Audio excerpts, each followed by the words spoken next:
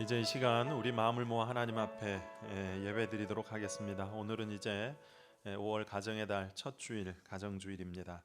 함께 마음을 모아 또 엄숙함으로 하나님 앞에 예배 드리도록 하겠습니다. 자리에 있어 일어나셔서 창조의 아버지 찬송하심으로 예배를 시작하겠습니다.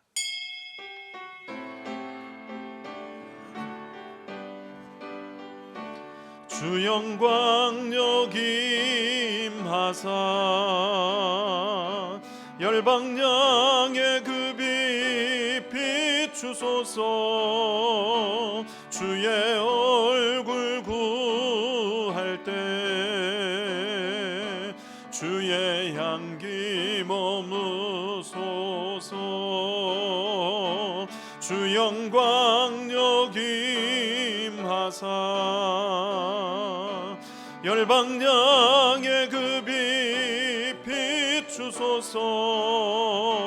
주의 얼굴 구할 때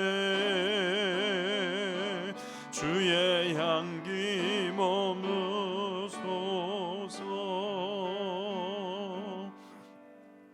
그때 사람들이 예수께서 안수하고 기도해 주심을 바라고 어린 아이들을 데리고 오매 제자들이 꾸짖거늘 예수께서 이르시되 어린 아이들을 용납하고 내게 오는 것을 금하지 말라. 천국이 이런 사람의 것이니라. 아멘. 하나님 아버지, 우리가 모여 예배할 수 있음이 하나님의 은혜임을 깨닫습니다. 오늘도 모여 예배하게 하시니 얼마나 감사한지요. 특별히 오늘은 가정의 달을 시작하는 5월 첫 주일입니다. 우리와 함께 하시며 우리의 가정에 함께 하시는 임마누엘의 하나님을 찬양합니다. 저희들이 이 시간 새싹과 같이 깨끗하고 순결한 마음을 가지고 주의 성전을 찾았습니다. 우리에게 화목한 가정을 주신 하나님께 감사드립니다. 우리에게 신앙의 유산을 물려주신 부모님과 이 믿음의 기업을 이어받을 자녀를 허락해 주신 것에 또한 감사드립니다. 어린아이처럼 낮고 겸손한 마음으로 이 시간 은혜 구하며 예배하오니 주여 우리가 드리는 이 예배를 기쁘게 받으시며 예배를 통하여 예비하신 신령한 은혜와 복을 허락하여 주시옵소서. 오늘도 주의 전에 나올 수 없어 가정에서 흩어져 살아가는 모든 곳에서 각각 또 영상으로 예배할 모든 성도들에게도 동일한 은혜와 복을 내려 주시옵소서. 예배를 통하여 영광 받으실 우리 주 예수 그리스도의 이름으로 기원하옵나이다. 아멘.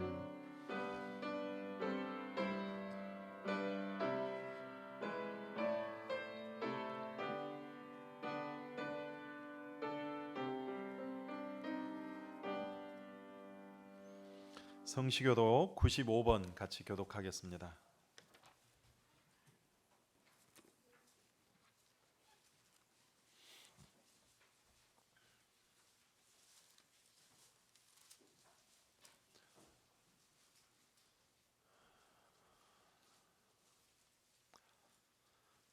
내가 사람의 방언과 천사의 말을 할지라도 내가 예언하는 능력이 있어 모든 비밀과 모든 지식을 알고 또 산을 옮길 만한 모든 믿음이 있을지라도 내가 내게 있는 모든 것으로 구제하고 또 내 몸을 불사르게 내줄지라도 사랑은 오래 참고 사랑은 온유하며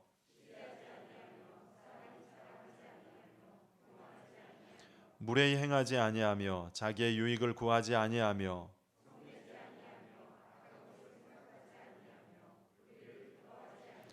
진리와 함께 기뻐하고 모든 것을 참으며 사랑은 언제까지나 떨어지지 아니하되 그런즉 믿음, 소망, 사랑 이 세 가지는 항상 있을 것인데 그 중에 제일은 사랑이라. 아멘. 다 같이 참회 기도를 드리겠습니다. 자비와 긍휼의 하나님, 이 시간 저희들이 겸손히 주 앞에 서서 또 죄와 허물을 참회합니다. 특별히 가정의 달 어린이 주일에 저희가 용서를 구하옵는 것은 저희에게 맡기신 자녀들을 내 소유인 양 여기고 주의 법도와 율례로 가르치기보다 세상의 기준으로만 접근하여 키우려 하였습니다. 하나님을 기쁘시게 하는 자녀이기보다 세상에서 성공하고 유명해지기를 힘썼고 주의 사명보다 육체의 편함과 소욕을 위해 살도록 부추겼던 부모로서의 그 믿음 없음과 어리석음을 회개하기 원합니다. 자녀들에게 육신에 먹을 것을 위해서는 그리도 힘썼으면서도 영의 양식인 주의 말씀과 진리를 먹이는 데는 소홀했습니다. 무엇보다도 믿음의 부모로서 자녀들 앞에서 굳세고 아름다운 믿음의 본을 보이지 못하고 오히려 불신앙적인 언행으로 자녀들 영혼에 상처를 주기도 하였습니다. 주의 몸된 교회를 바르게 섬기는 모습을 보여주지 못하고 신앙의 기쁨 없이 불평과 원망으로 살면서 자녀들에게, 가족들에게 믿음의 덕을 끼치지 못하여 그 모습에 실망하여 곁길로 가버린 자녀들도 있습니다. 그런 자녀의 모습을 보면서도 눈물로 기도하지 못했습니다. 주여, 육의 양식을 위해서는 애쓰지만 영의 소욕을 위해서는 힘쓰지 못했습니다. 자녀의 영혼을 위한 애통의 마음, 애통의 눈물이 없었습니다. 주여, 우리를 불쌍히 여겨 주시옵소서. 우리의 연약함으로 넘어진 영혼들이 있다면 다시금 일어서게 하시고 오늘 우리로 하여금 자비와 긍휼로 사죄 은혜를 더하시사 깨끗게 하시며 성령으로 충만케 하셔서 죄에 대하여 아파하며 가슴을 치게 하시고 무엇보다도 영혼을 위하고 영의 일을 앞세워 살아가는 믿음의 사람들이 될 수 있도록 도와주시옵소서. 예수님의 이름으로 기도하오며 이제 지난 우리의 삶을 돌아보시면서 주님과 우리 자신만이 아는 죄를 고백하며 참회를 계속하겠습니다. 아버지,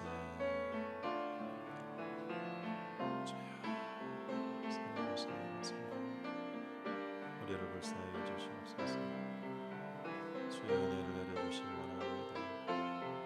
아버지 하나님, 죄악으로 가득 찬 우리의 마음에 성령의 은혜를 부어주셔서 깨끗게 하여 주시고 정결케 하여 주시옵소서.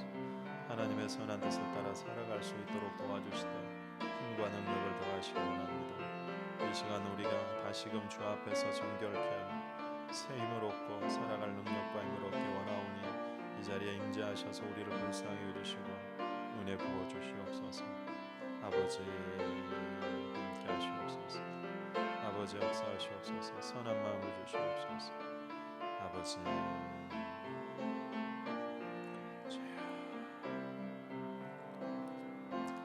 작은 자야 안심하라. 내 죄 사함을 받았느니라. 아멘. 나는 전능하신 아버지 하나님, 천지의 창조주를 믿습니다. 나는 그의 유일하신 아들 우리 주 예수 그리스도를 믿습니다.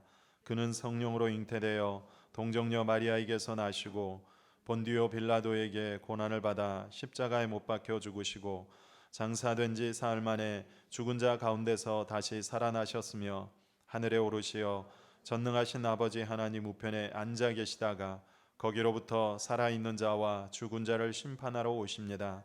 나는 성령을 믿으며 거룩한 공교회와 성도의 교제와 죄를 용서받는 것과 몸의 부활과 영생을 믿습니다. 아멘. 자리에 앉으시기 바랍니다. 570장 찬송하겠습니다.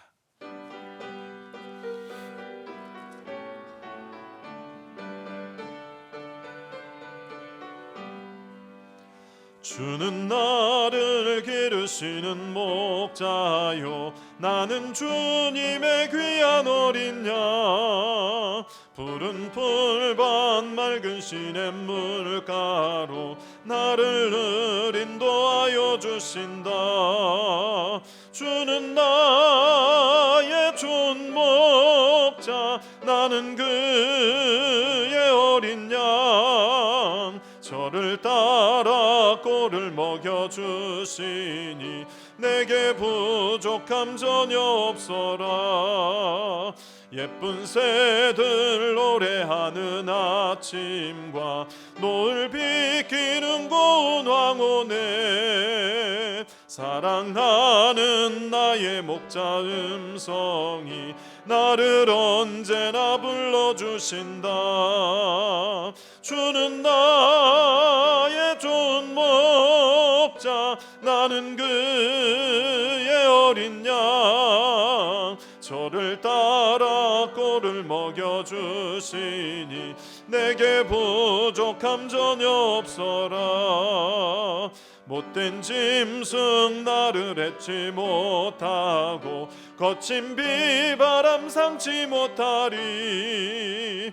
나의 주님 강한 손을 펼치사 나를 주야로 지켜주신다.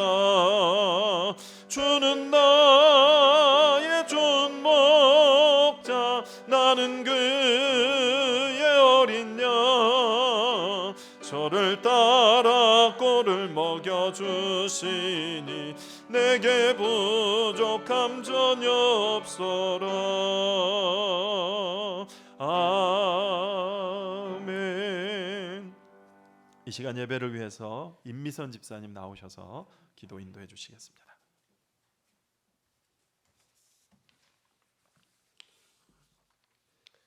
항상 기뻐하라, 쉬지 말고 기도하라, 범사에 감사하라. 이는 그리스도 예수 안에서 너희를 향하신 하나님 뜻이라고 말씀하신 하나님.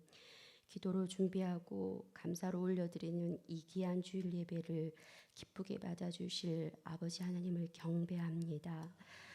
영광 중에 임하셔서 이곳에 좌정하사 이 시간 사랑하는 하나님의 자녀를 한 사람 한 사람에게 주님의 풍성한 은혜를 채워주시옵소서. 예배할 수 있음이 오직 은혜임을 고백하며 겸손함으로 주의 영광을 구하오니 성령의 임재와 기름 부으심이 충만하게 하여 주시옵소서. 긍휼의 하나님, 눈앞에 보이는 것을 적당히 만족하며 세상과 타협하는 죄악을 주님 앞에 고백합니다. 십자가의 보혈로 깨끗게 하여 주시옵소서. 주님의 국률로 이 나라와 열방을 붙들어 주시옵소서. 코로나 사태로 인해 세상 질병 앞에 저희가 얼마나 연약한지 깨닫게 하심을 감사합니다. 하나님께서 허락하신 은혜의 때임을 알게 하시며 다시 겸손으로 허리를 동이고 주님 앞에 거하며 회복과 치유의 은혜를 경험하는 시간 되게 하여 주시옵소서. 이 시간 또 말씀으로 선포하시는 목사님 위해 기도합니다. 성령의 충만함으로 채우사 영육간에 강건하게 하시고 하나님의 말씀을 선포하실 때 듣는 우리 모두가 비둘기같이 순결하고 거룩한 백성 되어 손으로 악을 이기며 나아가는 하늘의 군대로 세워지는 역사가 있게 하여 주시옵소서. 이 배방에 보도원 기회를 세워주셨으니 이 땅의 소망의 등불이요 구원의 방주로 또한 세워주시고 반석 위에 든든히 말씀과 기도로 주님만 바라보며 이 시대에 주님을 기다리며 기뻐하시는 교회 되게 하여 주시옵소서. 이 모든 것을 우리를 사랑하시되 십자가에서 죽으시기까지 끝까지 사랑하시는 예수님 이름으로 기도드립니다. 아멘.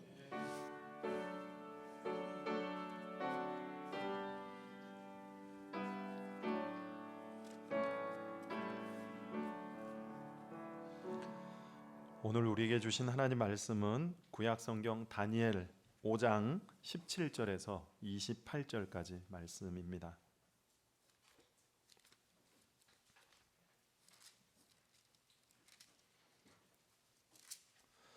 다니엘 5장 17절에서 28절까지 말씀입니다. 다 찾으셨으면 자리에서 일어나셔서 한 절씩 교독하심으로 하나님의 말씀을 받도록 하겠습니다. 다니엘이 왕에게 대답하여 이르되 왕의 예물은 왕이 친히 가지시며 왕의 상급은 다른 사람에게 주옵소서. 그럴지라도 내가 왕을 위하여 이 글을 읽으며 그 해석을 아뢰리이다.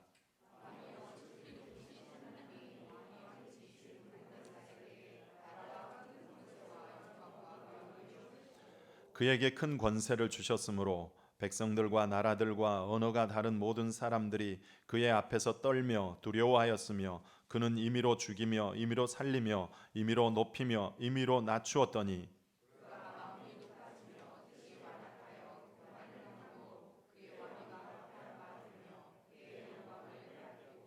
사람들 중에서 쫓겨나서 그의 마음이 들짐승의 마음과 같았고 또 들나귀와 함께 살며 또 소처럼 풀을 먹으며 그의 몸이 하늘 이슬에 젖었으며 지극히 높으신 하나님이 사람 나라를 다스리시며 자기의 뜻대로 누구든지 그 자리에 세우시는 줄을 알기에 이르렀나이다.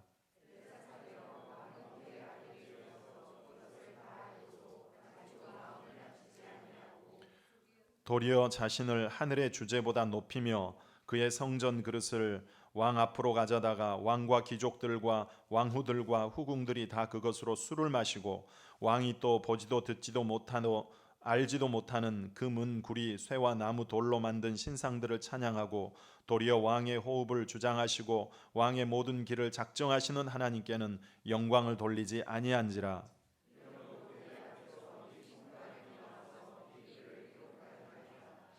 기록된 글자는 이것이니 곧 메네 메네 데겔 우바르시니라.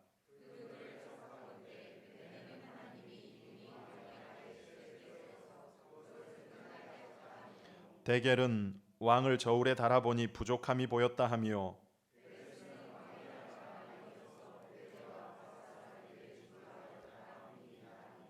아멘. 자리에 앉으시기 바랍니다.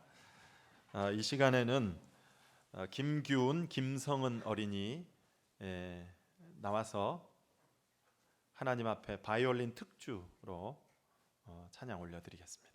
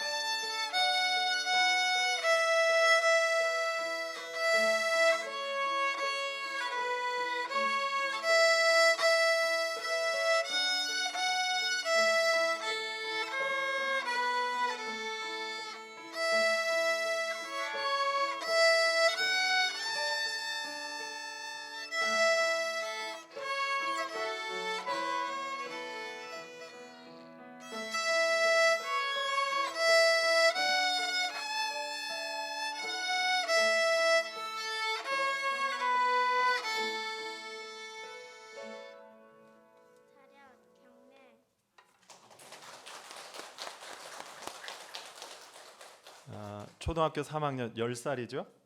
네, 우리 교회가 만 10년 됐잖아요. 그래서 교회랑 나이를 같이 먹습니다. 교회에서 낳고 이제 자라가지고 또 하나님 앞에 이렇게 서는 모습 보니까 참 감회가 새롭습니다. 다시 한번 박수로 축복하겠습니다.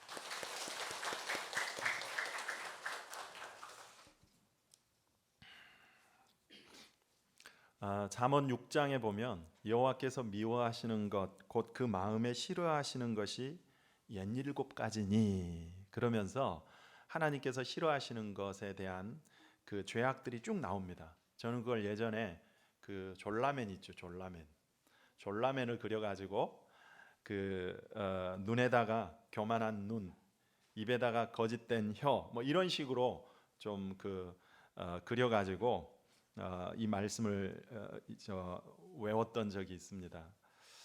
그 잠언 6장 16절에 보면 여호와께서 미워하시는 것 곧 그 마음에 싫어하시는 것이 옛일곱 가지니 곧 교만한 눈과 거짓된 혀와 무죄한 자의 피를 흘리는 손과 악한 계교를 꾀하는 마음과 빨리 악으로 달려가는 발과 거짓을 말하는 망령된 증인과 및 형제 사이를 이간하는 자이니라.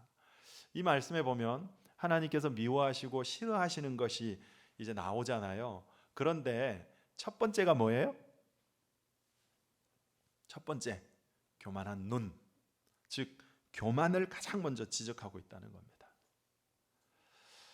지난주도 말씀드렸지만 잠언 16장 18절에 교만은 패망의 선봉이요 그랬고, 또 18장 12절에도 사람의 마음의 교만은 멸망의 선봉이다. 무슨 얘기예요? 교만은 결국 망하는 지름길이라는 겁니다. 이토록 하나님은 교만을 싫어하신다는 거예요. 그래서 하나님께서 미워하시고 싫어하시는 것이 옛 7가지라고 하면서 가장 먼저 교만을 지적하고 있죠. 여러분, 교만이 뭡니까? 다 아래로 보는 거예요. 다 아래로. 왜? 내가 제일 높으니까, 내가 맞고 내가 오르니까. 그래서 우기고 고집부리고 자랑하고 드러내고 교만이라는 것입니다. 왜 하나님께서 우리에게 남보다 더한 뭔가의 그 넘치는 힘을 주시고 우리를 높여주세요? 거기에는 사명이 있기 때문이라 그랬죠. 그 힘을 가지고 영향력을 끼치라는 거예요. 더 잘 섬기라는 거예요. 그런데 그 있는 힘을 가지고 없는 사람들을 무시하고 억압하고 괴롭히고 또 밑에 있는 사람들을 업신여기고, 이 교만이라는 겁니다. 그러니까 내게 주어진 힘과 지위, 넘치는 힘, 그것을 사명이라고 생각하며 사는 사람이 있는가 하면은 그것을 오히려 악용하는 사람이 있습니다. 높이 있으면 잘 보이잖아요. 멀리 보이잖아요. 그만큼 영향력 있는 인생을 살라는 것이고, 물질도 내게 더한 물질의 힘이 있다는 것은 그것을 과시하고 뭐 배부르게 누리라고 주신 것이 아니라 그걸 가지고 선한 일을 더 많이 하라고 주신 거예요. 그렇지 않으면 거둬가십니다. 오늘 본문에 나오는 이야기도 마찬가지인데요. 바벨론의 이제 벨사살 그 왕에 대한 하나님의 심판 이야기인데, 1부는 지난주에 나눴습니다. 오늘 2부입니다. 바벨론에 6명의 이제 왕이 등장을 하는데, 사실 바벨론 그 역사에 보면, 신바벨로니아 제국의 역사에 보면 벨사살이라는 왕의 이름은 나오지가 않습니다. 그래서 이제 혹자는 거 봐라, 성경이 이게 허구 아니냐, 역사에도 나오지 않은 인물을 왕으로 이렇게 등장시켜 기록해 놓은 거 보니까 성경은 다 허구다, 이렇게 이제 얘기하는 사람들도 있습니다. 그러나 지난주에 말씀드렸듯이 바벨론의 그 이제 그 역사를 보면 느부갓네살 왕을 일대로 해가지고 6명의 왕이라 그랬죠. 그 마지막이 벨사살인데, 벨사살의 아버지인 나보니도스라고 하는 그 왕이 사실은 끝이지만, 이 나보니도스는 항상 전쟁, 정복 전쟁에 나가 있었고, 그리고 그 통치 말년에 약 10년 정도는 그 바벨론 남쪽에 있는 테이마라는 곳에서 이제 있었습니다. 그러다 보니까 이 바벨론 도성에는 항상 비어 있잖아요, 왕의 자리가. 그래서 아들 벨사살을 앉혀 놓은 거예요. 마치 섭정왕처럼. 그런데 이제 오늘 본문의 상황은, 그렇게 벨사살이 이제 실제로는 아버지 나보니도스가 통치자이지만 명분상으로 그 아들 벨사살이 이제 왕으로 있는 거예요. 그런데 지금 본문의 상황은 어떤 상황이라 그랬습니까? 그 정복 전쟁에 나간 아버지가 포로로 잡혀 있고, 그 다음에 이 바벨론 도성은 메데바사에 포위되어 있는 상황이라 그랬잖아요. 그런데 벨사살이 이런 상황에 뭐 하고 있었다 그랬습니까? 귀족들 1000명을 불러다가 술잔치 했다 그랬죠. 술잔치. 근데 그것도 모자라 심지어 예루살렘을 정복하고 그 예루살렘 성전에서 그 빼앗아온 성전의 기명들, 그릇들을 가지고 거기에 술을 따라서 술을 마시는 거예요. 당시에는 전쟁이 나라와 나라의 전쟁이 아니라 그 나라의 신과 이 나라의 신의 전쟁이에요. 그러니까 저 나라가 졌다는 것은 그 신전의 그릇을 가지고 술을 마신다는 것은 그 신을 조롱하는 거예요. 너희 신은 죽었다, 망했다, 조롱하는 거죠. 하나님을 조롱하는 거예요. 그러면서 이방 신들을 찬양하고 있잖아요. 하나님께서 가만 계시겠어요? 그때 이제 사람의 손가락들이 나타나가지고 하얀 그 잔치하는 석회 벽에 이제 글씨를 쓰지요. 깜짝 놀랄 일이 벌어진 겁니다.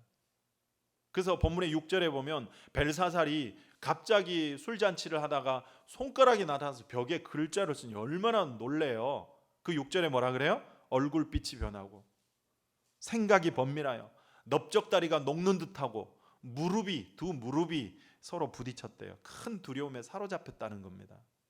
그래서 이제 바벨론 술사들을 불러다가 해석해봐라. 못해요. 그때 이제 왕의 어머니가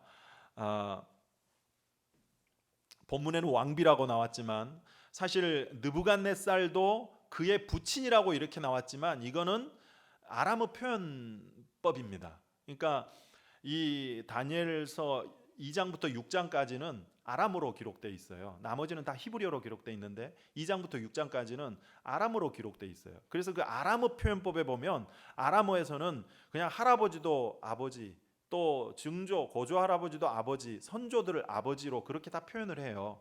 그래서 느부갓네살도 실제로는 아버지가 아니잖아요. 그런데 그의 부친이라고 성경에 이렇게 표현하고 있고, 또 그의 어머니, 모친, 왕비라고 하지만 사실 이 왕비도 원문에는 태우로 그렇게 나와 있습니다. 그러니까 그 어머니가 이제 누구를 벨사살에게 소개를 해줘요? 다니엘을 소개합니다. 다니엘을. 그래서 다니엘을 불러다가 그 벽에 쓴 그 글자를 해석하는 내용이 오늘 본문이에요. 근데 하나님께서는 지금 이제 다니엘을 불러서 그 벽에 쓰여진 글자의 내용이 뭔지를 풀어주기 이전에 이 벨사살의 교만의 문제를 먼저 다루고 있습니다. 그러니까 먼저 그 뿌리를 다루고 있다는 얘기입니다. 마찬가지예요.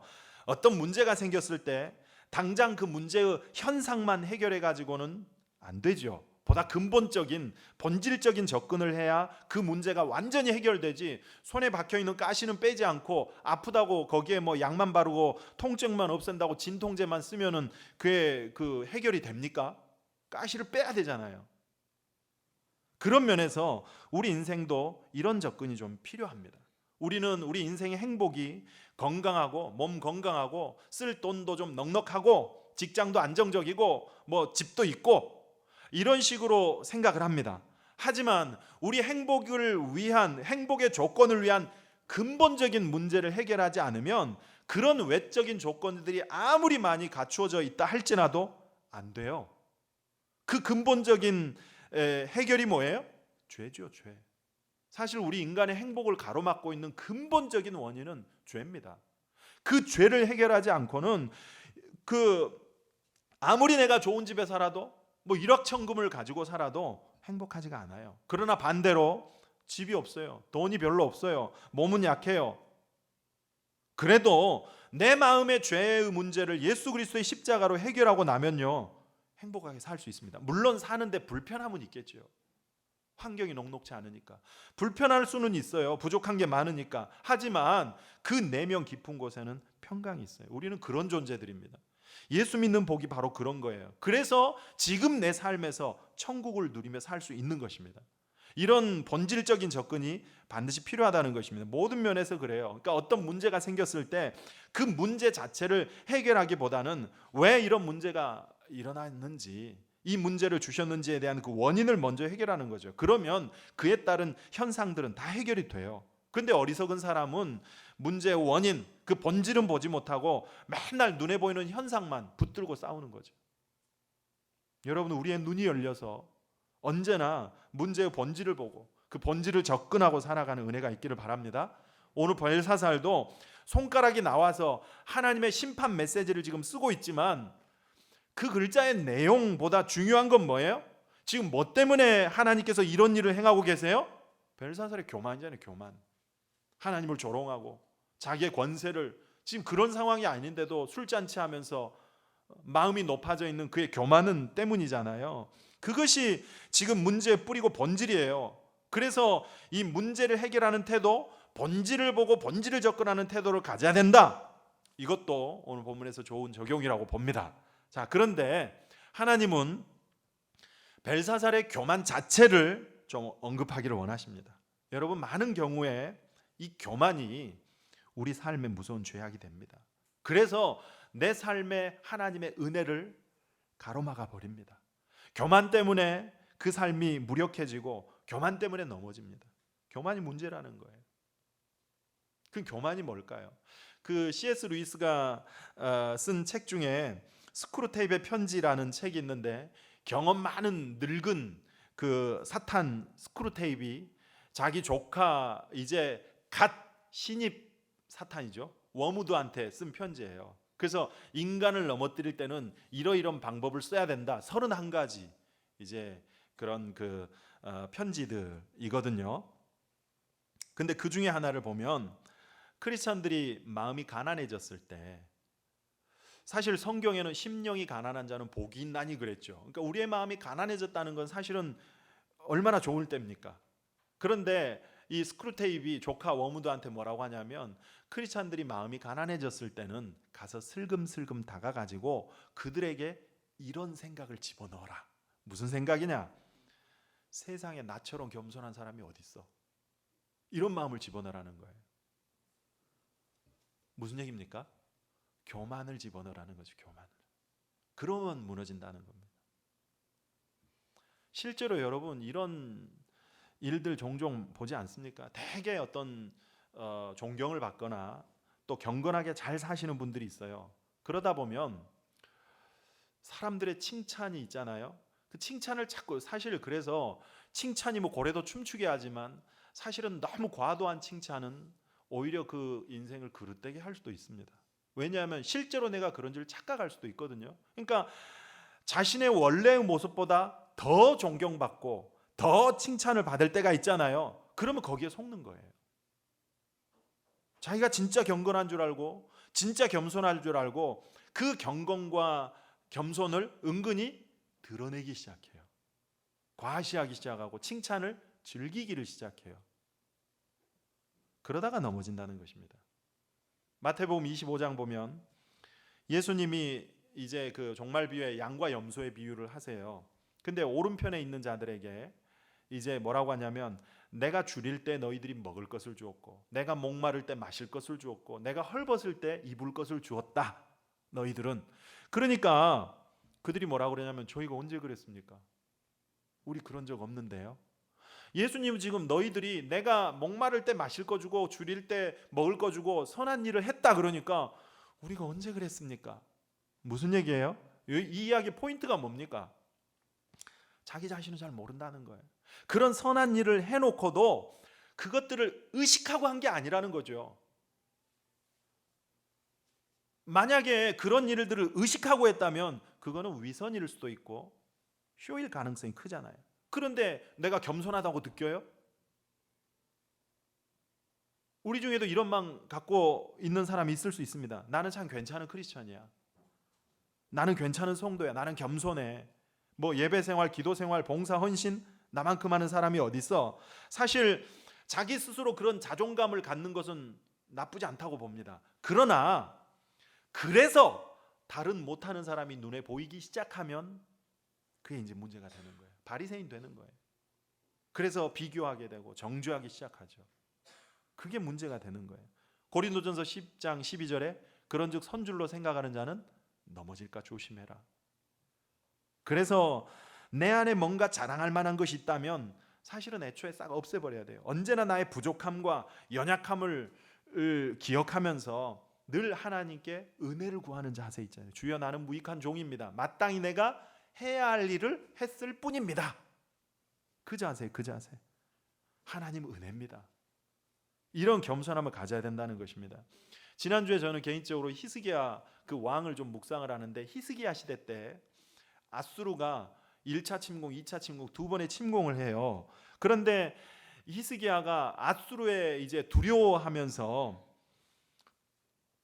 사실 반아수르 정책을 펼쳤거든요. 그래서 아수르가 이제 그 사네립이 1차, 2차 침공을 해오는데 두려움에 떨면서 하나님을 의지하기보다 바벨론을 의지합니다. 애굽 편에 서고 바벨론 편에 서요. 그런데 그때 당시에 바벨론도 좀 약했어요. 그래서 당시에 아수르의 위협을 느끼니까 유다에 이제 친한 척을 하는 거죠. 서로 위민하려고. 그런데 히스기야가 마침 병이 들어요. 병이 들으니까 바벨론 왕이 이제 환심을 사기 위해서 병문안 사절단을 보내잖아요. 병문안을 보내요, 신하들을. 그랬대 히스기야가 어떻게 하죠? 기분이 좋아가지고 그 사절단에게 자랑질을 합니다. 무슨 자랑을 합니까? 나라에 있는 보물고를 열어서 그 보물고를 다 보여줘요. 금은과 향품과 비싼 기름과 심지어 궁기고 또 창고 다 열어가지고 뭐 보여줘요. 자랑하는 거죠. 자랑하는 거. 자기의 그런 권세를 자랑하는 거죠. 어떻게 돼요? 나중에 그 보여줬던 것, 자랑질했던 것 그대로 바벨론으로 옮겨버리죠. 빼앗겨버린 거예요. 여러분, 자랑하면 다 빼앗긴다는 겁니다. 교만은 그렇다는 거예요. 결국 망하는 지름길이라는 것입니다. 그러므로 여러분, 교만은 모양이라도 버려야 됩니다. 그리고 겸손하십시오. 어떻게 하면 돼요? 나의 연약함과 죄인됨을 한시라도 잊지 않는 거예요. 나는 죄인입니다. 연약합니다. 나는 무익한 종입니다. 하나님 의지하지 않으면 하루도 살 수가 없습니다. 다 하나님 은혜 때문입니다. 이런 자세 있잖아요. 사실 그것이 하나님의 은혜 속에 사는 비결이에요. 왜 그래요? 야고보서 4장 6절에 그랬잖아요. 하나님은 겸손한 자에게 은혜를 주신다 그랬잖아요. 결국 하나님의 은혜가 흘러오는 비결은 겸손의 겸손. 그런데 우리의 교만이 그 은혜를 가로막고 있다니까요. 그러므로 오늘 첫 번째 하나님이 주시고자 하는 메시지가 뭐냐면 교만 버리라는 겁니다. 교만 버리고 철저히 겸손해라. 벨사살이 지금 왜 망했느냐? 교만해서 망했다는 겁니다. 여러분, 교만해서 벨사살만 망했습니까? 아니에요. 그 나라 바벨론이 망했어요. 그 나라가 끝나버렸습니다. 우리의 교만이 그래요. 나만 망하는 것이 아니라 내가 속한 공동체가 망하는 길이라는 거예요. 그래서 이제 본문 18절부터 보면 벨사살의 그 선조인 느부갓네살 이야기를 합니다. 하나님께서 그 선조 느부갓네살에게 큰 나라와 권세를 주셨대요. 그래서 사람들이 느부갓네살 앞에 가면은 두려워하고, 실제로 느부갓네살은 사람을 임의로 죽이기도 하고 살리기도 하고 높이기도 하고 낮추기도 하는 그런 큰 권세를 가졌다는 거예요. 그런데 문제는 그런 권세를 하나님께서 주셔서 그가 그 권세를 가졌더니 어떻게 됐다고요? 마음이 높아져서 완악하고 교만하여졌다는 거예요. 그 결과 20절 뭐라 그래요? 그 끝에 그의 왕위가 폐한바되며 그의 영광을 빼앗기고, 결국 빼앗기고 망했다는 겁니다. 그렇다면 그 후손들은 선조 그 선왕 느부갓네살의 교훈을 배워야 되잖아요. 그런데 벨사살도 똑같아요.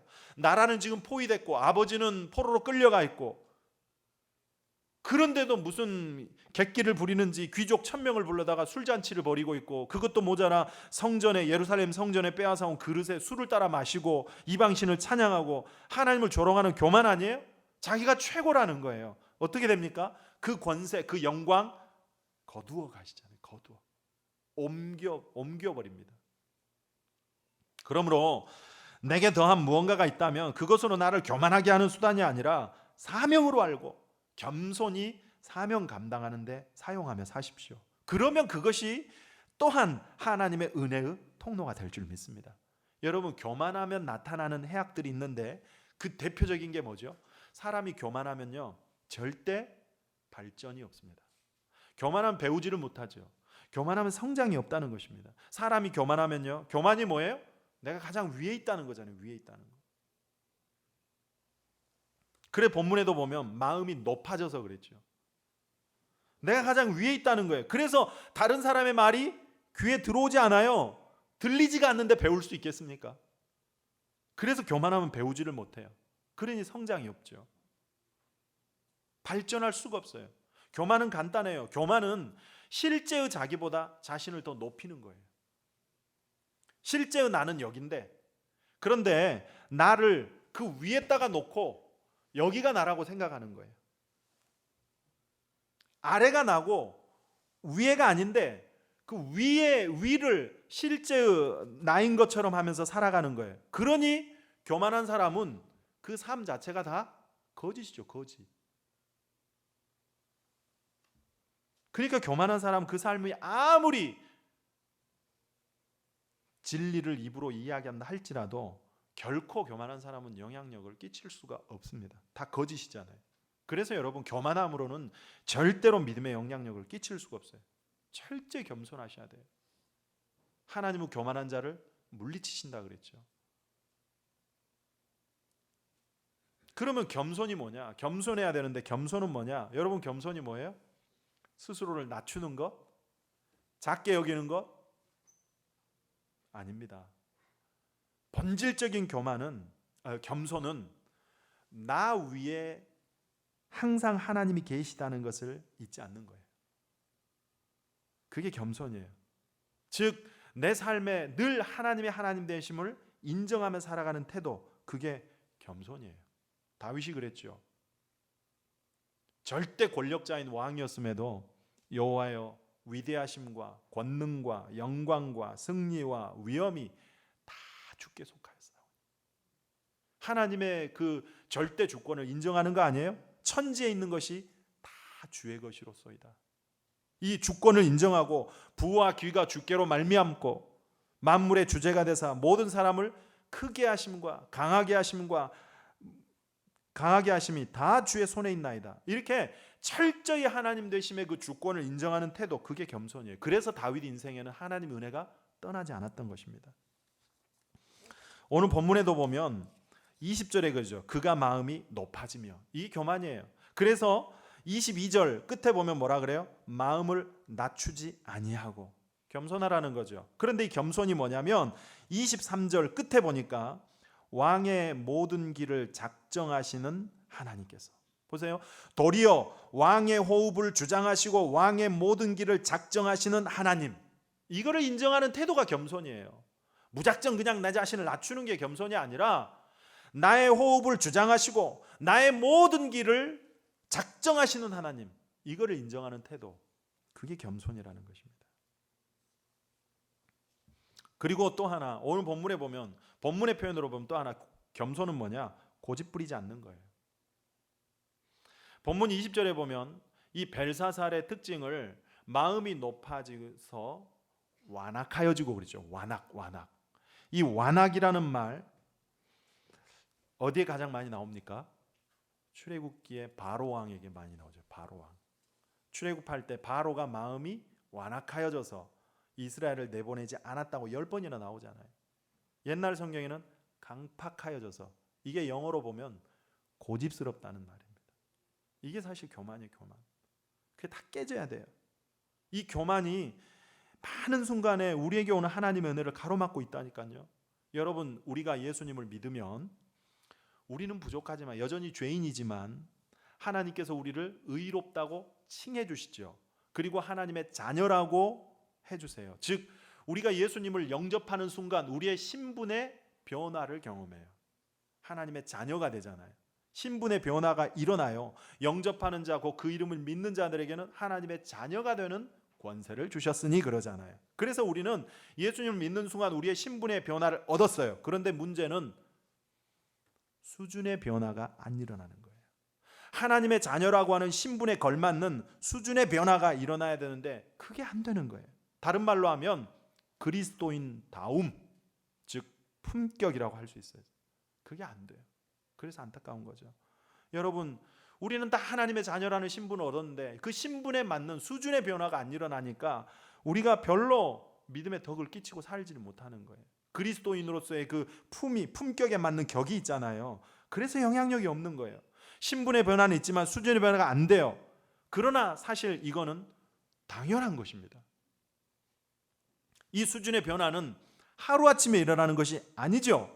예수님을 알아가면서, 말씀을 알아가면서 수준의 변화를 점점 경험해 가는 거예요. 이거를 뭐라 그러죠? 성화라 그러죠. 성화. 주님 앞에 가는 그날까지 이 성화의 과정을 점진적으로 겪는 거예요. 이거를 성화의 점진성이라 그럽니다. 겸손도 마찬가지라고 봅니다. 여러분, 우리가 예수를 믿었다고 하루아침에 사람이 겸손해집니까? 겸손해야 된다는 것은 알지만 여전히 우리 교만하잖아요. 마음에 자랑하고 싶고 드러내고 싶고 알아주기를 바라고. 그럼 어떻게 해야 되느냐? 바울이 썼던 탁월한 비유법 중에 하나가 옷 입는다는 표현이 있어요. 옷 입는다. 아까 임미선 집사님 기도하실 때도 겸손으로 허리를 동이고 그랬죠.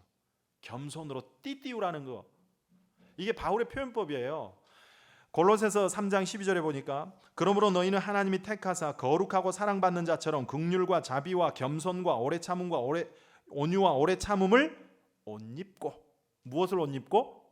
긍휼과 자비와 겸손을 옷 입으래요. 겸손의 옷을 입으래요. 이게 무슨 뜻일까요?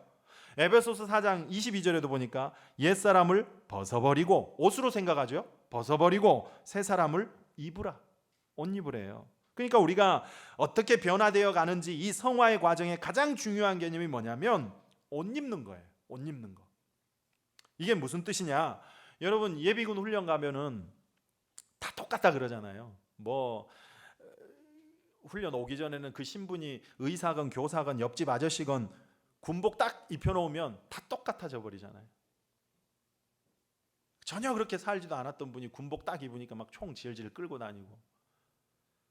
옷이 사람을 그렇게 만드는 거예요. 마찬가지로 뭐 완장 채워놓고 옷 입혀놓으면 그 옷에 맞는 행동을 자꾸 하게 된다니까요. 경찰관복 딱 입혀놓으면 경찰 비슷하게 행동해요. 운동도 유니폼 입고 하는 것과 그냥 집에서 뭐 지내는 반바지 입고 하는 것과 그 마음 자세와 태도가 완전히 달라지는 거예요.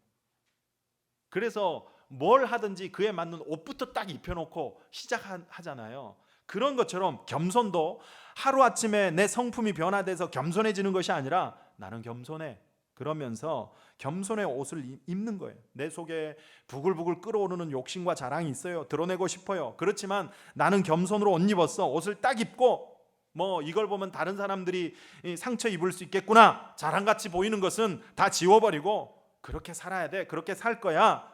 옷을 입는 거예요. 말도 마찬가지예요. 말도. 나는 겸손으로 옷 입었기 때문에 절대로 자랑하는 말 하지 않을 거야. 그리고 내 주인 되신 하나님께만 영광을 돌리는 말을 할 거야. 이 겸손으로 옷 입는 거예요. 처음부터 안 된다는 것입니다. 예수 그리스도를 생각하고 그분의 성품과 삶을 묵상하면서 배워가는 거예요. 이게 성화의 점진성이에요. 옷을 입고 또 입고. 여러분 새 옷을 처음에는 입었을 때는 그 옷이 내 몸에 불편하고 어색하지만 입고 또 입고 입다 보면 그 옷이 이제 편해지고 어울리기 시작하잖아요. 그때까지 입고 하는 거 이게 성화의 점진성이에요. 오늘 예수 믿었다고 내일 변화 받았다? 그런 사람은 가짜일 가능성이 큽니다. 그래서 믿음도 시간이 필요해요. 시간이. 이 겸손으로 성장하고 변화되어 그리스도인으로서의 그 품격을 갖추어 언제나 하나님의 은혜 속에 살아가시고 또 그 은혜의 통로로 살아가시길 바랍니다. 그 다음 두 번째 메시지는 무게 있게 살아라. 무게가 좀 있어라. 그 말은 좀 바꾸면 품 있게 살라는 거예요. 25절에 보니까 이제 다니엘이 글자를 풀어줘요. 오늘 설교 제목으로 제가 그 벽에 쓰인 글자를 설교 제목으로 좀 붙여놨는데 이게 사실 이제 아람 글자거든요. 아람어거든요. 그러니까 이 사람들 당시에 뭐 아람어를 다 썼으니까 이 사람들도 벽에 쓰여진 글자를 다 읽을 수 있어요. 메네 데겔 우바르신 방언이 아니에요. 자기들 언어로 쓰여졌기 때문에 다 읽을 줄 알아요. 그런데 문제는 해석을 못하는 거예요.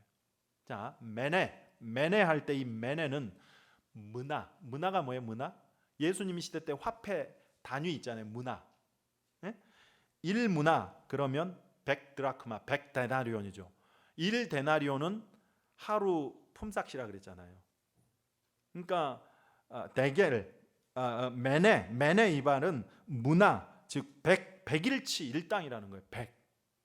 그리고 그 다음 메네 데겔을 그랬죠. 데겔 테겔 이거는 세겔이라는 말하고 같아요. 세겔도 들어봤죠? 세겔도 하루 일당이에요. 하루 일당 1. 메네는 100일치 일당이고 데겔은 하루 일당이에요. 그러니까 100일이죠. 그 다음에 바르신 우는 그리고 접속사고 바르신 페르신 이 말은 절반이라는 뜻입니다. 절반. 그런데 바벨론 술사들은 이 쓰여진 말을 명사로 그대로 해석하는 거예요. 명사로 100, 2분의 1. 이게 무슨 수수께끼 같지 않습니까? 그러니까 해석이 안 되는 거예요. 그런데 다니엘이 와가지고 이제 이거를 동사로 읽어서 해석을 하는 거예요. 메네 이 문화 이 말은 계수하다, 계산하다, 세다 그 말이에요. 두 번 나오죠. 메네 이 말은 뭐예요? 세고 또 세신다. 즉 하나님께서 불꽃 같은 눈으로 정확하게 계산하고 계신다는 거예요. 여러분 하나님은 그렇습니다. 그래서 하나님의 셈은 틀리는 법이 없습니다. 쉴 수가 없습니다. 하나님의 심판대 앞에서 우리는 핑계 댈 수가 없어요. 하나님은 정확하게 세신다는 거예요. 매네매네 2번 하고 있잖아요. 뿐만 아니라 하나님은 지금도 우리 인생의 대소사를 정확하게 매네매네 하고 계세요. 정확하게 세고 계세요. 우리의 헌신도, 우리의 봉사도, 우리의 고통도, 한숨도, 반대로 우리의 죄악도 정확하게 매네매네 하고 계세요. 그 다음 대겔, 테켈, 저울에 달다, 다로보다, 저울에 달다, 그런 뜻이에요. 그리고 우바르신, 무슨 뜻이라고요? 2분의 1이니까 쪼개다, 나누다, 그런 뜻이에요. 이거를 이제 동사로 해석을 하는 거예요. 그러니까 종합해보면 뭐예요? 하나님께서 저울에다가 우리를 달아서 정확하게 세고 계신다는 거예요. 그래서 반으로 쪼개실 거야. 실제로 이 바벨론 벨사사를 다뤄보시고 계산하시고 반으로 쪼개버리죠. 메대와 바사에게 반으로 쪼개 나눠버리시잖아요. 이 심판의 메시지입니다. 26절에 보세요. 그 글을 해석하건대 메네는 하나님이 이미 왕의 나라의 시대를 세워서 그것을 끝나게 하셨다며 계산하셨다는 거예요. 27절 대겔은 왕을 저울에 달아보니 부족함이 보였다며, 부족하다는 뜻은 없어요. 이거는 이제 해석이고 저울에 달았다는 거예요. 그 다음 28절 베레스는, 이 베레스는 우 바르신 할 때, 페르신 할 때 페르신의 복수예요. 그러니까 바르신, 베레스는 왕의 나라가 나뉘어서 메대와 바사 사람에게 준바되었다 함이니이다 하니, 하나님께서 계산하시고 네 나라를 절반으로 쪼개버릴 거야, 이런 심판의 메시지라는 거예요. 자, 여러분 이걸 우리에게 적용해 보면 하나님은 어떤 분? 메네, 계산하시는 분, 계수하시는 분, 세시는 분, 바꿔 말하면 결산하시는 분. 잊지 마십시오. 여러분 하나님께서 우리를 부르셨어요. 우리가 어떤 사람이든 하나님의 그 부르심 앞에 믿음으로 응답하기만 하면 하나님은 그 사람을 통해서 새로운 일을 시작하세요. 믿으십니까? 어떤 사람이든 하나님의 부르심 앞에 믿음으로 응답하기만 하면 하나님은 그 사람을 통해서 새로운 일을 시작하세요. 그러니 하나님은 우리를 새롭게 하시는 하나님이죠. 응답하는 자에게 새롭게 그 인생을 시작하세요. 알파의 하나님, 시작하시는 하나님이라는 것입니다. 그래서 하나님 안에서 우리 인생이 새로워지는 것입니다. 그런데 중요한 것은 시작만 하시는 것이 아니라 하나님은 끝내시는 분이에요. 시작하고 말아버리면 안 되죠. 시작을 했다는 것은 결국 끝내시는 거예요. 즉 시작을 하셨으면 마칠 때가 있다는 것입니다. 그런데 문제는 그냥 마치는 게 아니에요. 마칠 때는 반드시 뭐 하신다? 세물하신다, 결산하신다는 것입니다. 여러분 믿음으로 믿음의 길을 시작하셨잖아요. 이제는 마칠 때가 있고 그때는 반드시 세물하세요. 대표적으로 종말 비유장인 마태복음 25장에 보면 19절에 보니까 오랜 후에 그 종들의 주인이 돌아와 그들과 결산할세. 맡겨놓고 가셔서 나중에 돌아와 가지고 결산한다는 거예요. 각각 종들에게 달란트 맡겨놓고 돌아와 결산하죠. 히브리서 4장에도 보면 하나님을 우리의 결산을 받으실 이라고 이렇게 표현하고 있습니다. 저는 이 벨사살 왕과 바벨론에 대한 심판의 메시지, 메네메네 대겔 우바르신, 이 구절을 볼 때마다, 생각할 때마다 저 자신에게 하시는 말씀 같아요. 야, 내가 결산할 거야, 계산할 거야, 돌아와서 결산할 거야. 하나님의 저울에 달아보신다는 거예요. 왜 결산합니까? 결산을 왜 해요? 상벌을 주기 위함이죠. 심판하시는 분이시라는 것입니다. 아까 마태복음 25장 종말 비유장에 보면 세 가지 종말 비유가 나와요. 열처녀 비유, 달란트 비유, 양과 염소의 비유. 달란트 비유에서 주인이 돌아가서 결산할 때 착하고 충성된 종에게는 주인의 잔치자리에 참여할지어다. 악하고 게으른 종에게는 바깥 어두운데 내쫓으라 그러죠. 양과 염소의 비유에서도 마태복음 25장 31절에 인자가 자기 영광으로 모든 천사와 함께 올 때 자기 영광의 보좌에 앉으리니 모든 민족을 그 앞에 모으고 각각 구분하기를 결산한다는 거예요. 목자가 양과 염소를 구분한 것 같이 양은 그 오른편에 염소는 왼편에 두리라. 결산하여 심판하신다는 것입니다. 그러므로 새 일을 시작하는 것으로 만족하고 안심해서는 안 돼요. 여러분, 우리 맨날 그렇게 기도하자. 하나님, 오늘도 내 삶에 새롭게 임하시고 나의 일을, 내 인생을 새롭게 열어주십시오. 그렇게만 기도해서는 안 돼요. 시작했으면 반드시 마칠 때가, 결산할 때가 있다는 것을 기억하고 준비해야 된다는 것입니다. 그러므로 새 일을 시작하는 것으로 만족하고 안심하지 마시고 반드시 결산해 심판하시는, 마치시는 하나님을 잊지 않고 최선을 다해 부르심을 따라 사는 거예요. 그것이 사명의 삶이고 성화의 삶이에요. 이게 오늘 본문 메시지입니다. 계수하시고 심판하시는 하나님이라는 것. 그러므로 결산하시는 이 앞에 섰을 때 후회가 없고 아쉬움이 없도록 부지런히 여러분의 부르심을 따라 열심을 다해 성실하게 살아가시길 바랍니다. 이게 매네예요. 매네. 계산하다, 셈하시다. 그 다음 대결. 무슨 뜻이라 그랬어요? 저울에 달다. 저울에 달다. 저울에 달아보니 부족함이 있다. 가볍다는 거예요. 즉 하나님께서 우리에게 원하시는 무게가 있어요. 하나님께서 우리 각자에게 원하시는 무게가 있다니까요. 그 믿음의 분량이 있어요. 문제는 무게를 재는 거지 부피를 재는 게 아니에요. 솜사탕 보세요. 솜사탕 이렇게 크지만 그거 꽉 짜면 얼마나 될까요? 설탕 이만해 가지고 이만큼 부풀려 버리죠. 그 솜사탕은 완전히 가짜 아닙니까? 거품 같은 거. 그런 것처럼 우리 신앙의 연조는 많은데 그 무게가 별로 안 나가는 사람이 있습니다. 그러나 반대로 신앙의 연조는 얼마 안 되지만 그 무게가 묵직한 사람이 있어요. 그 사람이 진짜죠.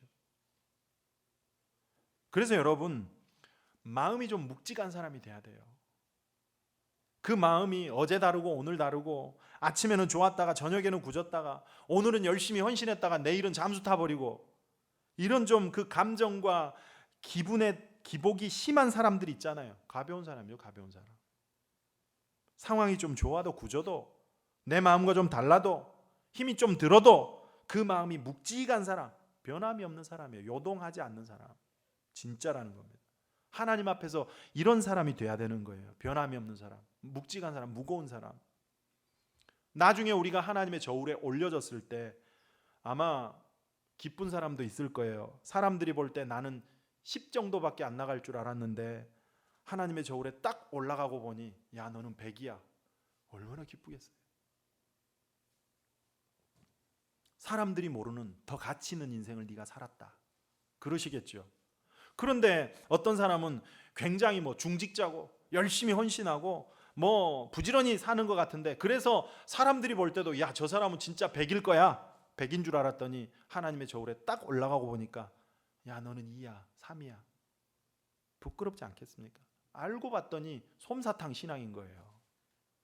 무게를 재신다는 것입니다. 그래서 저는 교회 입구에다가 저울을 좀 하나 데코레이션 해놨으면 좋겠어요.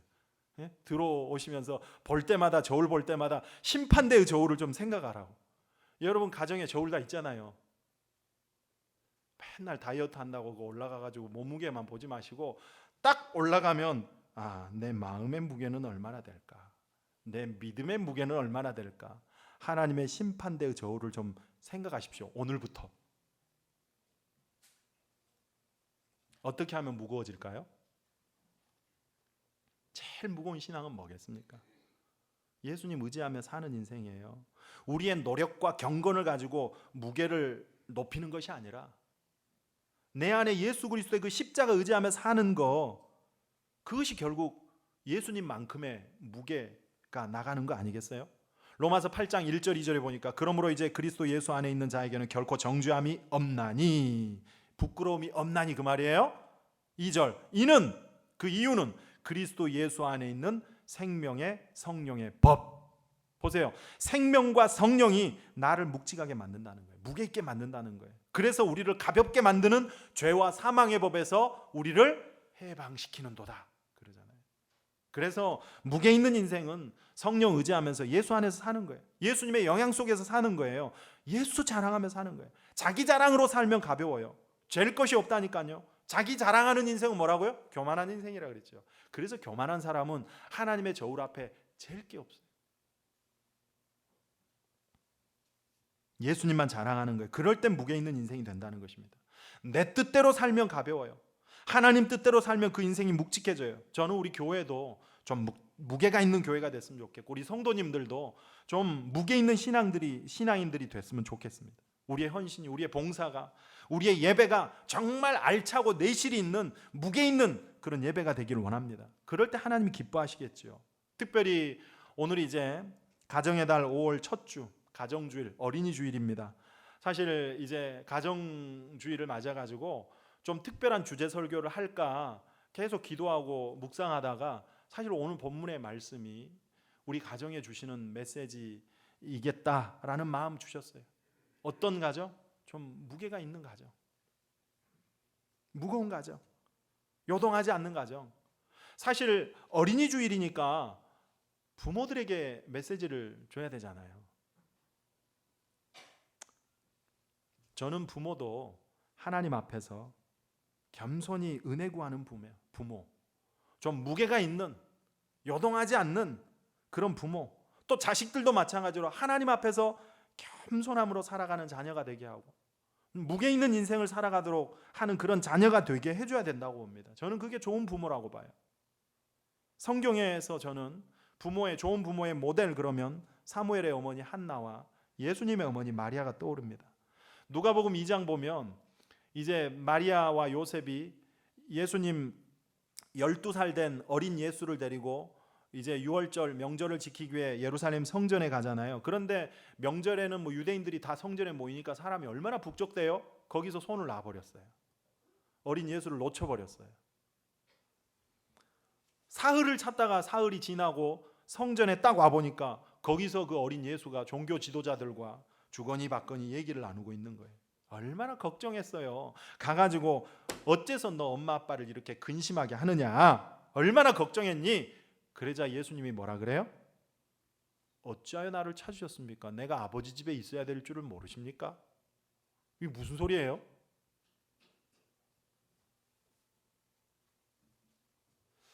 누가복음 2장 50절에 보니까 그 부모가 그가 하신 말씀을 깨닫지 못하더라 하는데요, 51절에 뭐라 그래요?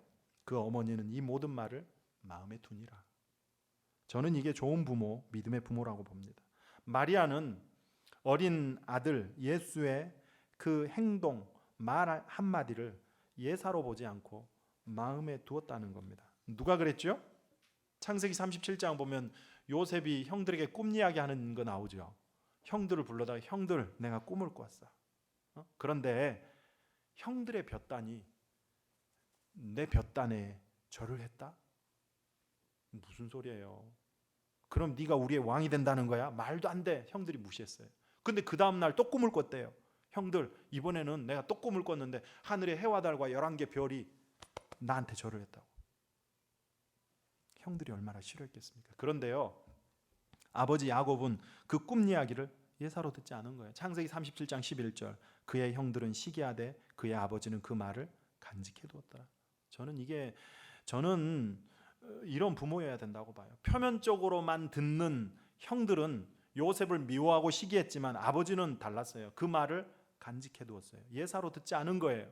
이게 부모여야 됩니다. 부모는 이렇듯 보는 눈이 달라야 되고 듣는 귀가 달라야 돼요. 출애굽기 2장에 보면 그 바로가 애굽에 태어난 사내 아이들을 싹 죽이라고 하잖아요. 그런데 그때 하필 모세의 어머니 십보라가 모세를 낳았어요. 아기를 낳았어요. 그런데 이 십보라가 아기를 딱 보니까 이 아기가 범상치 않은 거예요. 그런 통찰력이 있었다는 것입니다. 출애굽기 2장 2절에 보면 그가 잘생긴 것을 보고 그러거든요. 예사로 보지 않았다는 것입니다. 그래서 석 달을 숨겨요.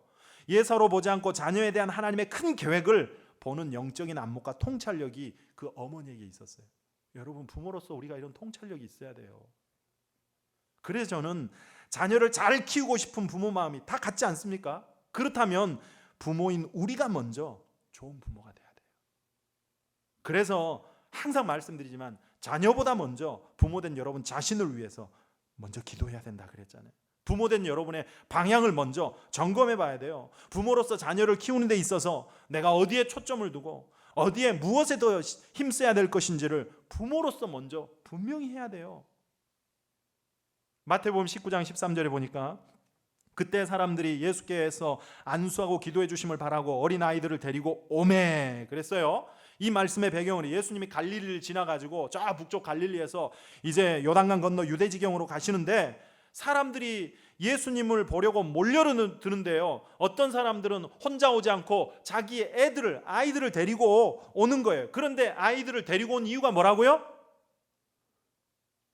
예수님 한번 보여주기 위해서가 아니라 예수님께 안수하고 기도해 주심을 바라고 데리고 오매. 뭐 해달라고요? 안수기도 해달라. 저는 이 장면을 가만히 묵상해 보면요, 그 부모의 마음이 느껴지는 거예요. 여러분, 이 부모의 행동에서 뭐가 느껴지세요? 부모의 힘만으로는 이 아이를 키우기에 버거움이 있다는 거 아닙니까? 부모로서 한계를 아는 거예요. 그래서 예수님께 데리고 와서 그분의 능력과 은혜를 구하고 있는 거 아니에요?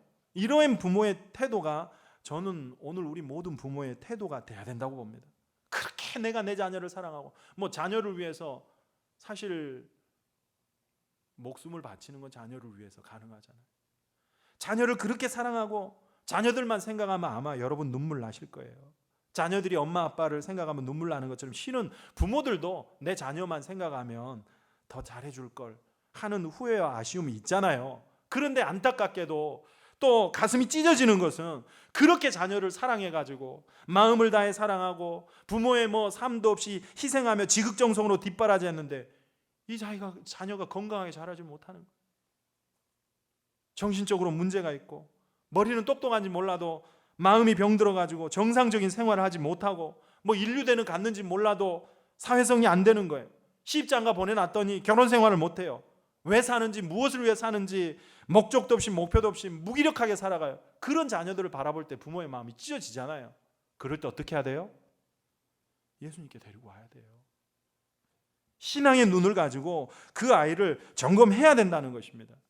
하나님 의식하며 내 위에 계시는 하나님을 항상 의식하며 살아가도록 겸손한 사람으로 살아가게 하고, 그래서 그 인생이 하나님 앞에서 묵직하고 무게 있는 인생이 되도록 그 삶의 품위와 신앙의 품격을 갖춘 인생을 살아가는 아이로 키우는 것, 오늘 벨사사를 통해서 부모된 우리에게 적용해 볼 수 있다고 봅니다. 먼저 우리 자신이 그래야 돼요. 겸손한 인생 사는 거예요. 그게 은혜 속에 사는 비결이라 그랬잖아요. 은혜 주신다 그랬잖아요. 겸손한 자에게. 그 겸손함으로 그리스도인으로서의 그 무게를 좀 가지고, 품격을 가지고 무게 있게 사는 인생, 하나님의 저울에 올려졌을 때 가볍다 내치지 않으시고 무겁다, 수고했다, 너는 됐어, 애썼어 칭찬하시며 주인의 즐거움에 참여할 수 있는 그런 믿음의 성도들이 다 되시기를 바랍니다. 한번 이 시간, 오늘은 같이 찬양하고 기도하는 시간을 좀 가졌으면 좋겠습니다. 주여, 우린 연약합니다. 오늘을 또 힘겨워합니다. 우리는 넘어집니다. 실수하며 삽니다. 그래서 주의 긍휼을 구할 수밖에 없습니다. 은혜가 필요한 종입니다. 나는 무익한 종입니다. 우리 자신의 연약함을 내어놓고 하나님의 은혜를 구하는 마음으로 한번 찬양하고, 특별히 부모된 우리와 우리의 자녀를 위해서 한번 기도하는 시간을 갖도록 하십시다. 주여, 우린 연약합니다. 여러분의 고백이길 바랍니다. 우린 연약합니다. 우린 오늘을 힘겨워합니다. 주 뜻 이루며 살기에 부족합니다. 우린 연약합니다. 주여, 우린 넘어집니다. 주여, 우린 넘어집니다. 오늘 하루 또 실수합니다. 오늘 하루 또 실수합니다. 주의 긍휼을 구할 수밖에 없는 죄인입니다. 죄인입니다. 우리 주만 바라봅니다. 아멘. 한없는 주님의 은혜 온 세상 위에 넘칩니다. 가릴 수 없는 주 영광 충만합니다. 주님만이 길이로니. 아멘. 우린 그 길 따라갑니다. 그날에 우리를 이루시. 주는 완전합니다. 다시 한번 은혜를 구합시다. 한없는 주님의 은혜, 한없는 주님의 은혜, 온 세상 위에 넘칩니다. 가릴 수 없는 주 영광, 온 땅 위에 충만한 주님만이 길이로니. 아멘. 우린 그 길 따라갑니다. 아멘. 그날에 우리를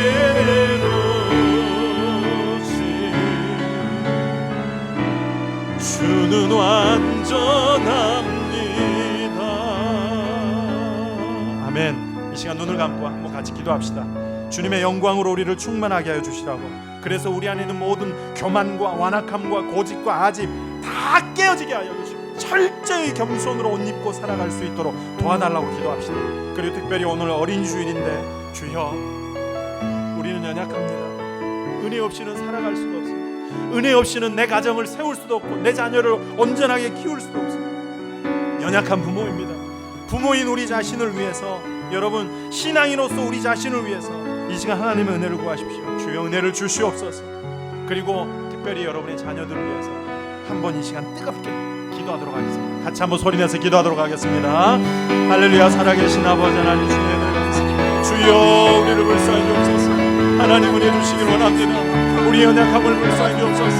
하나님, 나는 연약합니다. 날마다 실수하며 넘어질 수밖에 없는 연약한 죄인입니다. 주의 은혜가 필요하오니 이 시간에도 임하여 주시고 성령으로 기름 부어주시며 은혜 주시옵소서. 지혜를 주시옵소서. 능력을 주시옵소서. 힘을 더하여 주시옵소서. 때로는 이길 수 있는 용기를 더하여 주시옵소서. 아버지 역사하여 주시기 원합니다. 마음은 원인으로 돼 넘어지고 실패하며 불모합니다. 부모된 우리의 연약함으로 인하여, 우리의 어리석음으로 인하여 가정이 병들어가고 자녀들이 아버지 하나님 떠나가는 그런 아버지 하나님 안타까움이 있사오니 불쌍히 여주시옵소서. 이 시간 은혜 구하오니 부모인 내 자신이 먼저 믿음으로 온전히 서게 하여 주시고 하나님 앞에 굳건한 믿음으로 서게 하여 주시옵소서. 나간 자녀들이 돌아오게 하시고 등 돌린 자녀들이 다시금 돌아서게 하여 주시며 하나님 앞에 가까이 나오는 열매가 있어지도록 주여 도와주시옵소서. 하나님의 영광으로 충만하게 하여 주시옵소서. 아버지여, 우리의 모든 교만과 완악함에 아버지 하나님 그 죄악들이 철저히 깨뜨려지게 하여 주시고 하나님의 겸손으로 옷 입게 하여 주시옵소서. 그래서 은혜 속에 살아갈 수 있도록 도와주옵소서. 하나님, 우리 가정에 주의 은혜가 가로막혀 있으니까 교만의 벽을 허물어뜨리게 하여 주시고 하나님의 은혜가 날마다 우리의 삶에 흘러들어올 수 있도록 역사하여 주시옵소서. 거룩하신 아버지 하나님, 주의 은혜가 없이는 한순간도 살아갈 수 없사오니 이 시간 은혜 구합니다. 주여 도와주시옵소서. 하나님 역사해 주옵소서. 불쌍히 여겨주시옵소서. 아버지, 그래서 그 은혜 속에서 다시 우리의 인생이 바르게 세워지게 하시고 우리의 무너진 가정이 바르게 세워질 수 있도록 주님 역사하여 주시옵소서. 아버지 하나님, 우리의 교만함을 불쌍히 주옵소서. 철저히 하나님의 하나님 되심을 인정하게 하시고 내 위에 계시는 하나님을 인식하며 살아가므로 날마다 우리의 삶에 아버지 하나님의 은혜가 떠나지 않는 삶을 살아갈 수 있도록 주여 도와주시옵소서. 아버지 하나님 역사하여 주시옵소서. 은혜 주시옵소서. 살아계신 아버지 하나님, 저희들은 한순간도 주님의 은혜가 없이는 살아갈 수가 없는 연약한 존재입니다. 날마다 실수하며 넘어지는 존재입니다. 그럼에도 불구하고 내가 의롭고 어린 양 교만되이 살아가며 일을 그르치고 삶을 무너뜨릴 때가 얼마나 많은지 모릅니다. 이 시간 우리의 그런 모든 교만과 완악함들을 철저히 깨뜨려 주시고 겸손으로 옷 입고 살아갈 수 있도록 도와주시옵소서. 연약한 우리에게 지혜가 필요합니다. 마음은 온유로되 자녀를 사랑하지만 도리어 상처를 주고, 가정을 세워가길 원하지만 우리의 무지함으로 어리석음으로 가정을 무너뜨릴 때가 얼마나 많은지 모릅니다. 아버지여, 병들어 있는 우리의 연약함과 교만한 부모의 모습으로 인하여 나간 자녀들 다시금 돌아오게 하시고, 돌아선 자녀들 주께 다시금 돌아올 수 있도록 도와주시옵소서. 부모인 우리가 먼저 은혜 안에 살아갈 수 있도록 도와주시옵소서. 이 시간 부모로서 자녀들을 위해 다시금 또 은혜를 구하며 기도합니다. 주여, 우리의 자녀들을 불쌍히 여겨주시옵소서. 믿음 안에 살아가게 하시고, 날마다 그 인생의 위에 계신 하나님을 인식하며 겸손함으로 살아감으로 인하여 그 인생의 하나님의 은혜가 떠나지 않도록 도와주시옵소서.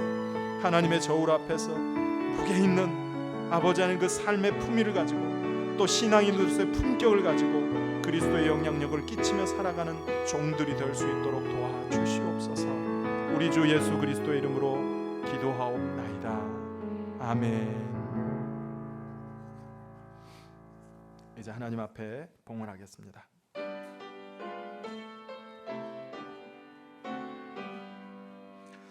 나의 보아드리니 주여 받아주셔서 하늘나라 위하여 주 뜻대로 쓰소서. 아멘. 하나님 아버지, 저희들을 사랑하셔서 오늘도 복된 날을 기억하여 주의 성전에 나와 예배하게 하신 하나님 감사합니다. 여전히 이 땅에는 코로나19로 인하여 어려움이 있고, 그래서 사회적 거리두기로 인하여 우리의 삶에 많은 제약들이 따르고 있습니다. 그래서 부득이하게 주의 전에 나오지 못하고 흩어진 곳에서 예배 드릴 수밖에 없는 성도들과 가정도 있습니다. 저들을 불쌍히 여겨주시사 하루속히 이 어려움들이 종식되고 타게 되어 마음껏 주의 성전에 나와 예배할 수 있도록 주여 은혜를 더하여 주시옵소서. 주님 앞에 특별히 빈손으로 오지 않고 예물을 준비하여 올려드리오니 드린 모든 손길들 위해 하나님께서 크신 은혜로 채워주시고 이 예물을 받으시며 주의 나라와 몸된 교회를 위해서 귀하게 사용하여 주시옵소서. 땀 흘려 일하여 얻은 소득이 주의 것임을 알고 그 소유의 모든 통치권이 주께 있음을 고백하는 마음으로 10분의 1을 구별하여 11조 예물을 드립니다. 온전히 드려진 11조 예물을 주께서 기억하시고 저들의 삶에 드린 것보다 만배로 넘치는 복을 채워주시옵소서. 베푸신 은혜가 감사하여 감사의 마음을 담아 드려진 감사의 그 예물을 받으시고 날마다 그 삶의 감사의 제목이 떠나지 않도록 복의 복을 더하여 주시옵소서. 건축헌금과 성교헌금, 구제헌금, 주정헌금, 또 마음의 소원을 담아 1,000번째 헌금도 주께 올려드리오니 이 예물이 쓰이는 곳에 주님의 영광이 드러나게 하시고 그 간절한 마음의 소원을 응답받아 더욱 기쁨이 충만케 하여 주시옵소서. 우리 포도원교회를 사랑하시는 하나님, 우리 교회가 정말 믿음의 그 하나님의 부르심 앞에 응답하는 무게 있는 교회가 되게 하시고 성도들이 이 안에서 마음껏 기쁨으로 춤추며 행복하게 신앙생활하는 교회가 되게 하셔서 아름답게 소문나는 그런 영향력 있는 교회가 되게 하여 주시옵소서. 속한 성도들의 가정이 바르게 서게 하여 주시고 주신 은혜 가운데 기쁨으로 살아갈 수 있도록 도와주시옵소서. 무엇보다도 자녀들이 잘 되게 하시고 경영하는 일터, 몸담은 직장이 우리로 인하여 복되게 하여 주시옵소서. 특별히 가정의 달 5월을 시작하면서 하나님 이번 5월에도 우리의 가정에 은혜 주시사 무너지고 흐트러진 그 가정의 질서들이 바르게 세워지는 은혜가 있어지게 하여 주시옵소서. 삶의 여러 질곡 가운데 은혜를 구하는 성도들이 있습니다. 육신의 질병으로 인하여 아버지여 치료 중에 있는 성도가 있고 또 수술을 받고 회복 중에 있는 성도들도 있사오니 그들의 모든 아픔과 안타까움을 기억하시고 치유의 은총을 더하여 주시옵소서. 삶에 얽혀있는 문제로 고통하는 자들에게는 하늘의 지혜를 더하여 주시옵소서. 흩어져 있는 자녀들을 기억하시되 학업으로 인하여 떠나 있는 자녀들, 직장일로 흩어진 자녀들, 군 복무 중인 자녀들, 해외 유학 중인 자녀들, 아버지 하나님, 불꽃 같은 눈으로 지켜주셔서 털끝 하나 상하지 않게 하여 주시고 늘 안전하고 건강하며 지혜롭고 믿음 있게 살아갈 수 있도록 도와주시옵소서. 이 민족이 나라 위에 또 열방 위에 하나님의 은혜를 더하여 주시기를 원합니다. 아버지 하나님, 이 위기의 현실 앞에서 우리 인간의 연약함을 철저히 깨닫고 하나님의 도우심을 구할 수 있는 겸손함을 주시고, 또 하나님의 그 은혜로 하루빨리 이 어려움이 종식되어 우리의 삶의 질이 다시금 아버지 하나님이여 회복되고 또 무너진 그런 경제가 살아날 수 있도록 도와주시옵소서. 이제 또 한 주를 살아갈 성도들의 발걸음에 힘 더하시고 한 주도 믿음 안에서 승리할 수 있도록 역사하여 주시옵소서. 우리 주 예수 그리스도의 이름으로 기도하옵나이다. 아멘.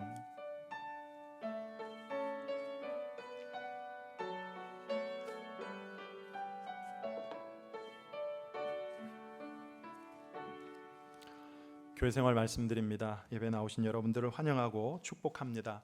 지금 여전히 코로나19로 인한 사회적 거리두기 강조 기간이어서 우리 교회도 모든 활동들은 잠시 중단을 하고 대신에 주일 오전 예배만 하고 있습니다. 새벽 기도회는 지금 자유롭게 정상적으로 하고 있기 때문에 자유롭게 참석하시면 되고요. 단 차량 운행은 하지 않습니다. 특별히 포도원 2020 포도원 한마당 101장을 하는데요. 그동안 온라인 가정 예배를 한 2달여 가까이 드리면서 받았던 특별한, 앞으로도 우리가 혹시 모르겠어요, 또 이런 기회가 올지 모르겠지만 어쨌든 특별한 경험이었잖아요. 그런 특별한 경험을 통해서 주신 하나님의 은혜를 글로 그림으로 담아가지고 또는 사순절 기간 동안 보내며 받았던 그 은혜들을 좀 담아서 제출하시면 되겠습니다. 오늘 12시까지고요. 12시 이후에 심사 교역자회에서 하고 그 독서 모임 부장인 김미경 집사님과 또 우리 교회 등단한 작가인데요, 장덕민 집사님이 자문을 해주셔가지고 아주 객관적으로 심사를 해서 다음 주일 주보에 기재하고 부서별로 그 시상을 하도록 하겠습니다. 지난주에 등록하신 분이 계신데요. 강병우, 김현주 성도님 가족입니다. 1구역이고 3남성교회 4여전도회입니다. 교회 생활 잘 할 수 있도록 여러분이 많은 관심과 또 사랑의 교제를 바라겠습니다. 앞뒤 좌우로 인사 나누시겠습니다. 이제 자리에서 일어나셔서 찬송가 312장 1절 찬송하신 후에 축도하고 예배를 마치겠습니다.